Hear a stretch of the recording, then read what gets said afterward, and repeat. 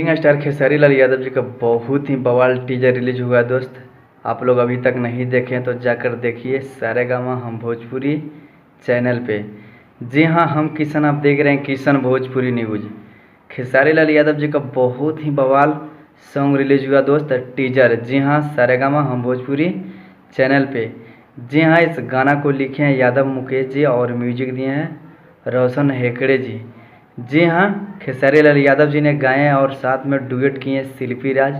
अभी तक आप लोग नहीं सुने हैं, टीजर को देखे हैं तो जाइए सारेगामा हम भोजपुरी चैनल पे आप लोग जाकर देखिए और मज़ा लीजिए और ज़्यादा से ज़्यादा आप लोग इस गाना को शेयर कीजिए।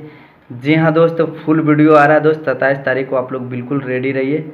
फुल वीडियो सारेगामा हम भोजपुरी चैनल पे आ रहा है दोस्त, मंदिरिये लगे आवा। जी हाँ, तो आप लोग बिल्कुल रेडी हो जाइए। अगर मेरा वीडियो अच्छा लगे तो मेरे चैनल को सब्सक्राइब कीजिए। मेरा चैनल पे पहली बार है तो मेरे चैनल को सब्सक्राइब कीजिए, क्योंकि खेसारी लाल यादव जी का बवाल बवाल न्यू अपडेट मिलते रहता है दोस्त।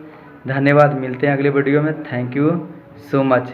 जी हाँ, आप लोग भूलिए नहीं, फुल वीडियो आ रहा है दोस्त 27 सितंबर को।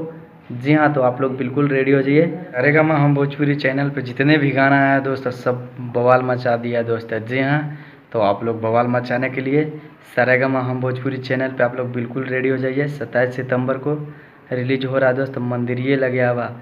जी हाँ, धन्यवाद, मिलते हैं अगले वीडियो में। Thank you so much, love you.